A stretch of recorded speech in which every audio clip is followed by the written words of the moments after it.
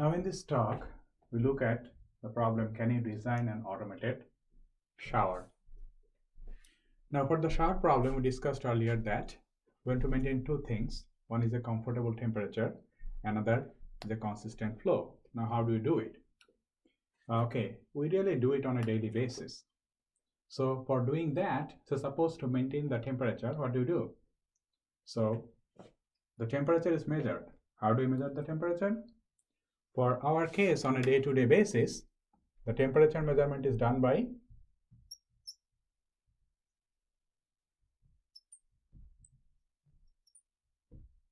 our skin. So the skin feels the temperature until it decide, and the information is really sent to our brain to decide whether the temperature is what we want or not. And then depending on the measured temperature and really and comparing it with our expectation in our brain, so the calculation part is done in our brain. And the brain then sends the information to take action by our hands, and eventually the action is taken by the valve.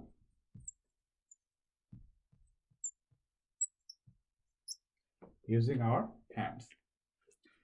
Now what we have to do to make this process to be automated? We as an intellectual human being, we can do much more thing than a simple controller.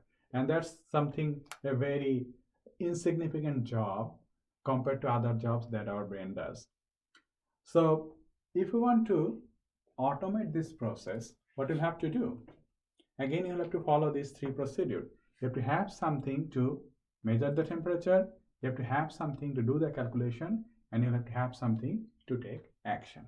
Okay, how do you measure the temperature? It may be pretty simple, that you put a thermocouple there,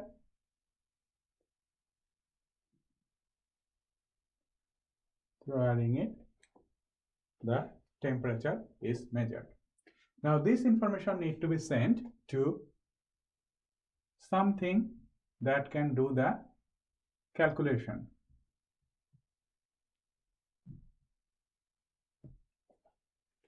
So that's what is called a controller. This is what's controller that does the calculation. And at the end, the controller has to send this information to a valve. So in that case, you'll have to have a valve, which is, it can be considered to be an automatic valve, not something a manual valve. So if the same valve, we have something for automation. So this valve, this automatic valve, the controller can take some action to do that control. So what you have to do to make a shower automated? In that case, like if you have the controller in place, then you can really free your hand and enjoy texting or whatever you want to do during the shower. You know, the process will be automated. You will maintain a comfortable temperature and a consistent flow using an automated procedure. Now in this part, we have only talked about how to maintain a constant temperature, and in that case, like by default, we have taken the decision that okay, we'll manipulate the hot water flow to maintain our temperature.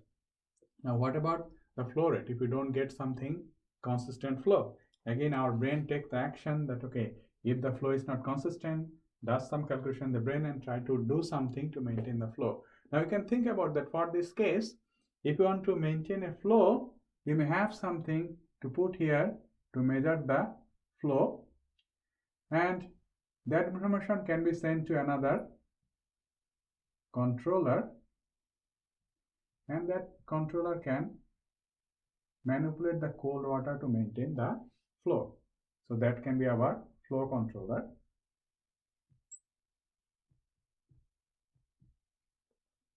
And this is something our flow measurement device.